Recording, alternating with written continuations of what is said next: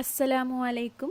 ഇന്നു ഞാൻ വന്നിരിക്കുന്നത് ചക്ക കൊണ്ട് വളരെ പെട്ടെന്ന് തന്നെ ഉണ്ടാക്കാൻ പറ്റുന്ന ഒരു ക്രീമി പുഡിങ്ങിൻ്റെ റെസിപ്പിയുമായിട്ടാണ്. അപ്പോൾ ഇതെങ്ങനെയാണ് ഉണ്ടാക്കുന്നതെന്ന് നോക്കാം. ഇതിനായി ഞാനിവിടെ ഏകദേശം 10ഓളം ചക്കച്ചോള എടുത്തിട്ടുണ്ട്. ഇതിൻ്റെ കുരുവൊക്കെ കളഞ്ഞ് വൃത്തിയാക്കി വെച്ചിട്ടുള്ളതാണ്. ഇനി ഇതൊരു മിക്സിയുടെ ജാറിലേക്ക് ഇട്ട് കൊടുക്കാം.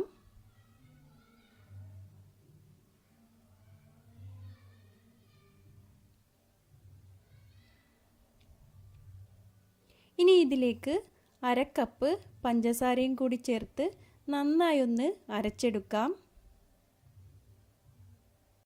ഇതിവിടെ ഞാൻ നന്നായി അരച്ചെടുത്തിട്ടുണ്ട്.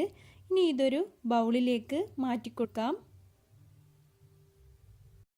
ഇനി ഒരു സോസ് പാനിലേക്ക് 2 കപ്പ് പാലൊഴിച്ചു കൊടുക്കാം. ഇതിലേക്ക് ഏകദേശം 5 ടേബിൾ സ്പൂൺ കോൺഫ്ലോർ ചേർത്ത് നന്നായി ഒന്ന് യോജിപ്പിച്ചെടുക്കാം.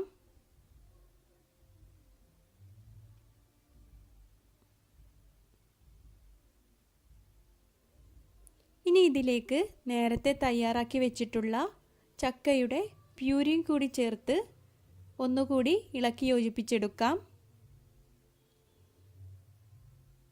ഇനി നമുക്ക് ഫ്ലെയിം ഓൺ ചെയ്ത് ഇത് നന്നായി ഒന്ന് കുറുക്കിയെടുക്കാം.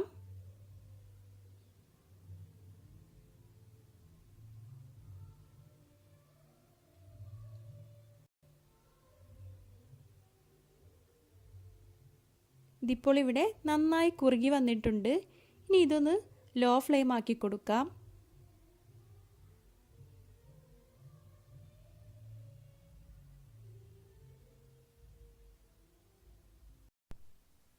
ഇനി ഇതിലേക്ക് 1 കപ്പ് വിപ്പിംഗ് ക്രീം ചേർത്ത് കൊടുക്കാം, അല്ലെങ്കിൽ ഫ്രഷ് ക്രീം ആയാലും മതി.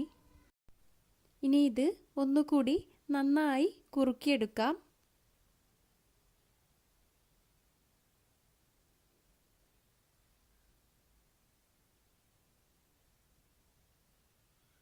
ഇതിപ്പോൾ ഇവിടെ നന്നായി കുറുകി വന്നിട്ടുണ്ട്. ഇനി നമുക്ക് ഫ്ലെയിം ഓഫ് ചെയ്യാം.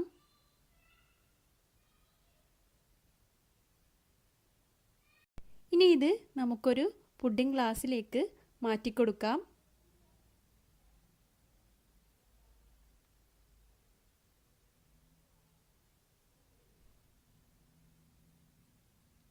ഇനി ഇത് നമുക്ക് ഏകദേശം ഒരു 4 മണിക്കൂറോളം ഫ്രിഡ്ജിൽ വെച്ച് നന്നായി സെറ്റ് ചെയ്തെടുക്കാം. ഇനി ഒരു സോസ് പാനിലേക്ക് 1/2 കപ്പ് ചെറുതായി അരിഞ്ഞ ചക്ക ചേർത്ത് കൊടുക്കാം. ഇതിലേക്ക് 1/2 ടേബിൾ സ്പൂൺ പഞ്ചസാര ചേർക്കാം.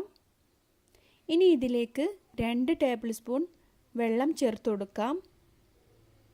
ഇനി ഫ്ലെയിം ഓൺ ചെയ്ത് ഈ പഞ്ചസാര നന്നായി അലിഞ്ഞു ചേരുന്നത് വരെ ഇത് നമുക്ക് കുക്ക് ചെയ്തെടുക്കാം.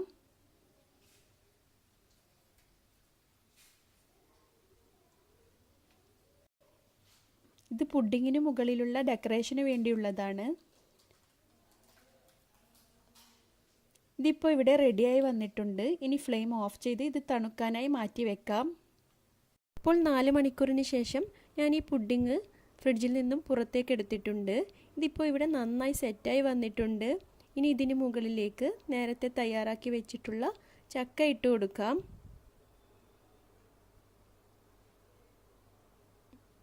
അപ്പോൾ വളരെ ഈസിയായി ഉണ്ടാക്കാൻ പറ്റുന്ന നല്ല ക്രീമി ആയിട്ടുള്ള ചക്ക കൊണ്ടുള്ള പുഡിംഗ് ഇവിടെ റെഡി ആയിട്ടുണ്ട്. അപ്പോൾ ഇതെല്ലാവരും ഒന്ന് ട്രൈ ചെയ്ത് നോക്കി അഭിപ്രായങ്ങൾ അറിയിക്കുക.